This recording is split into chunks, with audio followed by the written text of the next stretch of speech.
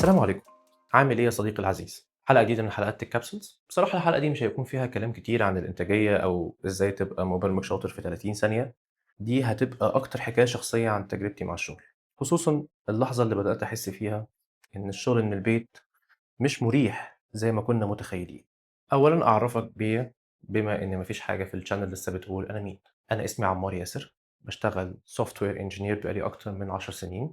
نص الكارير ده قضيته في شركات في أوروبا وأمريكا، اشتغلت معاهم ريموتلي هنا من مصر. أكتر من 9 سنين في خلال ال 11 سنة مثلا اشتغلتهم ريموتلي. يمكن في حياتي العملية كلها اشتغلت سنتين لثلاث سنين اون سايت في اوفيس، ما دون ذلك كان ريموتلي. لحد هنا كانت الأمور تمام. تمام ليه؟ ما كانش عندي مشاكل مع الشغل ريموتلي، خصوصًا إن أنا بدأت كاريري وأنا صغير في أولى ثانوي. فطبعًا على ما دخلت الجامعة وخلصت الجامعة ما كانش عندي مشاكل مع الشغل ريموتلي، لأن كان عندي ما يكفيني من الأنشطة والتفاعلات مع الناس، وباشوف كل يوم ناس جديدة. مش على طول قاعد في البيت، وأنا أصلًا بطبعي مش شخص بيحب يقعد في البيت، أو شخص بيحب الوحدة، شخص منطلق. فبالتالي كنت حاسس بنوع من أنواع الbalance. أنا باشتغل شغلي، باخلّصه، باقدر إن أنا أنزل أعمل حاجة وأرجع تاني أكمّل شغلي وما دون ذلك. فلحد هنا كانت الأمور سهلة وبسيطة. ليه؟ باشتغل، بانزل، باروح وآجي وأحضر حاجات events وstudent activities وما إلى ذلك لحد ما اتخرّجت. بعد التخرُّج، ومش بعد التخرُّج بالتحديد قد ما هو بعد ما أغلب الactivities اختفت، يعني مش عايز أقول قَلِّت، هي اختفت فعلًا. وكمان صحاب، اللي سافر واللي مشغول، يعني بحكم التطور الطبيعي للحاجة الساقعة إن إحنا بنكبر وعندنا مسؤوليات وحاجات كتير. هنا بدأت أحس إن في حاجة غلط. أنا باصحى الصبح أشتغل وبس. أنا متعود إن أنا أشتغل وأنزل بالليل، هانزل أخرج مع أصحابي، هانزل أقعد على القهوة، هنسافر أحضر event، هنتجمع عشان نعمل حاجة فلانية. كل يوم تقريبًا في activity، في نشاط هاعمله، في ناس يعني في على الأقل واحد هاقابله كل يوم. ما بانزلش، بدأ الموضوع يتطرق ليوم، 2، 3، شهر. هنا بدأ يحصل نوع من أنواع الاكتئاب أو الصدمة، اللي هو أنا من إمتى كنت بابقى متضايق إن أنا شغال من البيت؟ طول العمر ده كان شيء جميل بالنسبة لي، مدّيني الأريحية والمرونة إن أنا أخلّص مشاوير ورايا الصبح مثلًا، آآ قادر إن أنا آخُد break في النُص، أعمل حاجة وأرجع تاني أكمّل. أي نعم، ودي حاجة من الحاجات اللي إحنا هنتطرق ليها، فكرة إن أنت طول اليوم شغال. طَب أنا طول اليوم شغال ليه؟ لأن هي ميزة وعيب. أول حاجة هي ميزة ليه؟ عشان عندي المرونة الكافية، خصوصًا لمّا أحب أخلّص إجراء حكومي، أروح مصلحة حكومية، أخلّص مشوار من مشاوير الصبح. فأنت هنا عندك ميزة مش موجودة عند الموظف العادي، حتى المبرمج اللي بينزل المكتب كل يوم من 09:00 ل17:00، إن أنت قادر إن أنت أنا مثلًا في مشوار باروح البنك الصبح، عايز أطلّع ورقة، أجدد جواز السفر، أجدد البطاقة، أطلّع بدافعي، أعمل أي حاجة، وإن أنا كده هاcompensate الوقت اللي ضيّعته في المشوار. ولكن بالاقي نفسي إن أنا اشتغلت ساعتين الصبح، نزلت خلّصت حاجة، رجعت كمّلت، نزلت خلّصت حاجة تانية، خرجت شوية، رجعت ألاقي نفسي شغال لحد الساعة 00:00 أو 01:00. وللأسف ده بقى lifestyle. بس هارجع أقول تاني في الأول، الواحد كان عنده من الأنشطة ما يكفيه، ومن التفاعلات مع الناس، وإن هو يشوف ناس كل يوم ما يكفيه، إن هو كان حاسس فعلًا مبدأ الwork life balance. ولكن ممكن نقول من آخر 3 أو 4 سنين لمّا الحياة اتغيّرت، هنا بدأ الواحد يحس إن هو بيشتغل بس وما فيش أي تعاملات مع البشر. بصراحة في مبرمجين كتير يعني بيستسلموا لده. يعني دايمًا في صورة نمطية متاخدة عن المبرمجين، إن هم ناس بتحب العُزلة، الضلمة، ما بتشوفش ناس كتير وما إلى ذلك يعني. ولكن دي مش الحقيقة. الحقيقة يمكن أنا ممكن أتكلم عن نفسي، أنا شخصية منطلقة جدًا، اجتماعي جدًا، عايز أقابل ناس كل يوم، عايز أعمل أنشطة كل يوم. بالبلدي كده فراك، ما باعرفش أقعد. فإن أنا فجأة يتفرض عليَّ إن أنا ما أعرفش أشوف حد، هنا بدأت العيوب بتاعة الشغل من البيت تظهر.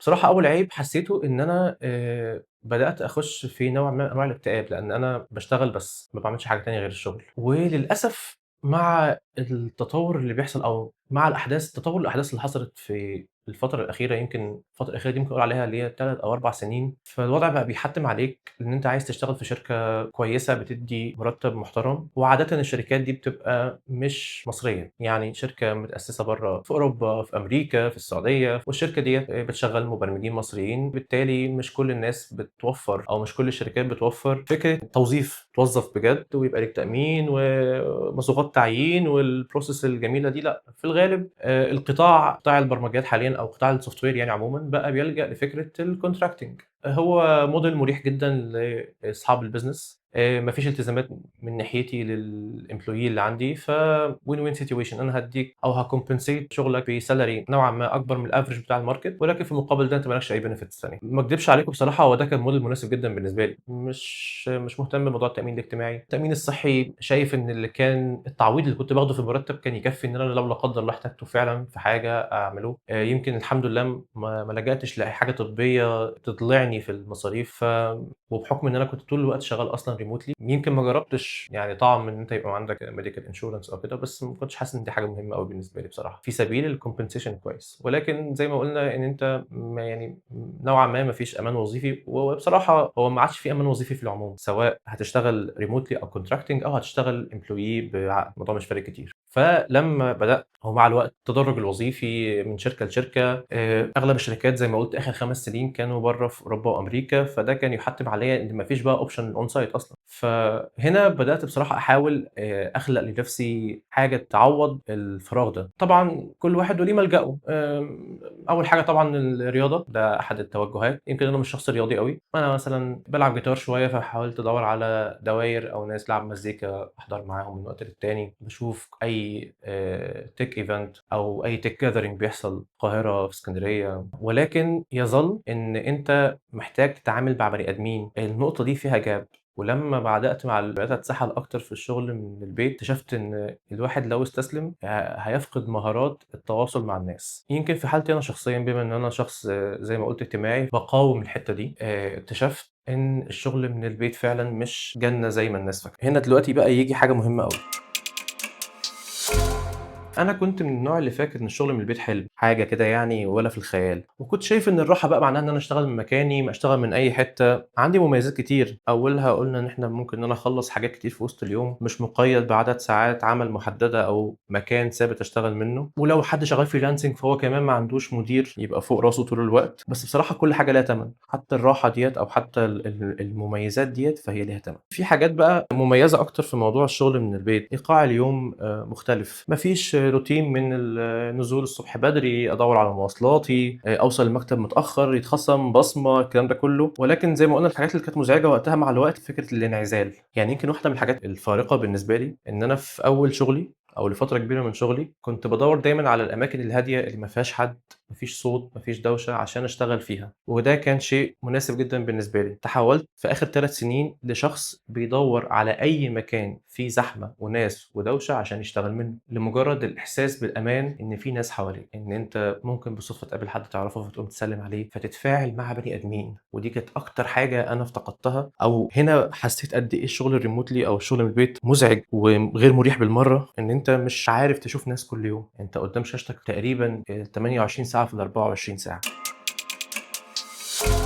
بصراحة برضه من الحاجات المرهقة في موضوع الشغل من البيت، هي إحساس إن أنت طول الوقت متاح، ما فيش لحظة اللي هو خلاص أنا خلّصت شغل النهارده. وبرضه في load بيحصل من أغلب الشركات ومن أغلب الemployers، وهو أنت محتاج تثبت إن أنت شغال. طبعًا في ناس ليهم كل الاحترام عارفين الموضوع ماشي إزاي، واللي هو أنا محتاج إنتاجية ومحتاج تسليمات في مواعيدها. ولكن في شركات تانية بتحاول تمارس نوع من أنواع الضغط النفسي على الموظفين، إن هي أنا عايزك تثبت لي إن أنت شغال. برضه من الحاجات التانية الأزمة إن أنت بتحضر meetings كل شوية على القاعد، أنت قاعد ما بتتحركش، وده على الجانب الصحي يعني بجد ليه عواقب مش حلوة، خصوصًا لو أنت مش مهيأ لنفسك القعدة المريحة اللي تستحمل أنت تقعد بال10 وال12 ساعة كل يوم. حاجة تانية برضه مرهقة جدًا، جدًا، وهي بقى في اختلاط للمفاهيم. البيت ما عادش مكان للراحة، البيت بقى شغل وراحة، مش عارف لحظة الفصلان. يعني أنا لمّا بانزل أشتغل الصبح، مجرد ما أطلع من المكتب وأرجع البيت، أنا رجعت البيت، أنا خلاص سِبت الشغل ورايا. لأ، أنت وأنت قاعد في البيت بتشتغل طول اليوم، ما فيش مواعيد ثابتة، فأنت تقريبًا اليوم كله هتبقى شغال. تاني حاجة ضغط إنك تثبت إن أنت شغال. تالت حاجة إن أنت ما بتتحركش. رابع حاجة بقى والأهم إن أنت ما عادش عندك فصل ما بين فين مكان الراحة وفين مكان الشغل. طبعًا ناهيك بقى عن ألم الضهر، ألم الرقبة، لخبطة الأكل والنوم، ما فيش مشي طبيعي زي إن أنت كل يوم بتروح تعمل نشاط ثابت، إنك تروح المكتب، إنك تروح الشغل، إنك هتقابل فلان، إنك التفاعل مع الناس عمره ما كان هيكفيه إن أنت تتفاعل بشكل افتراضي. وتحولت أحلامي من إن أنا شخص عايز يشتغل في مكان كويس ويقبض رقم حلو، لإن أنا شخص عايز أشتغل في مكان مريح نفسيًا، وإن أنا أقابل كل يوم ناس وأنزل وأقابل صحابي في الشغل وأفطر معاهم ونطلب أكل. الحياة دي ولمّا أحتاج أتناقش معاه في حاجة، فأنا مش محتاج إن أنا أبعت له invite على Google Meet والّا Zoom عشان يدخل ويتكلم معايا، لأ،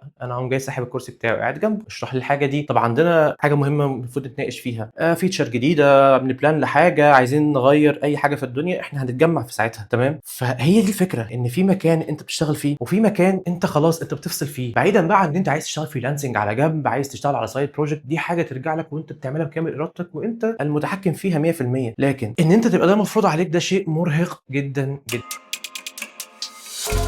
طيب هل الشغل من البيت في العموم حاجة وحشة؟ أكيد لأ. طب هل الشغل من المكتب في عمومه حاجة حلوة؟ برضه لأ. بصراحة هي محتاجة بالانس. عشان كده أنا شايف من وجهة نظري إن أفضل موديل ظهر في الشغل آخر كام سنة هو مبدأ الهايبرد، اللي هو إحنا هننزل يومين المكتب نشوف بعض، نعمل كل أنواع التفاعل اللي ممكن نتفاعلها مع بعض والأنشطة اللي محتاجينها مع بعض، وبقية الأيام نرتاح، نشتغل من البيت، نوفر فلوس المواصلات، نوفر الإرهاق والوقت، ونقدر إن إحنا نطلع شغل أحسن. فهنا باحقق المعادلة الصعبة بتاعة أنا باتفاعل وباشوف ناس، بانزل من البيت، باحرك جسمي، في نفس الوقت مش طول الوقت قاعد في البيت، ومش طول الوقت قاعد في المكتب ومقيد بقعدتي في المكتب، مقيد بعدد ساعات معينة. بصراحة الميكسنج ده أنا شايف إن هو من أفضل المودلز اللي ظهرت. فبالتالي خلاصة الجزء ده إن الشغل من البيت كويس جدا، ليه مميزات، ولكن هو مش الراحة المطلقة والنظام المثالي أو الموديل المثالي للشغل عموما، ولكن هو بيحتاج إيه؟ بيحتاج وعي، تنظيم، تقسيمة وقت وما إلى ذلك.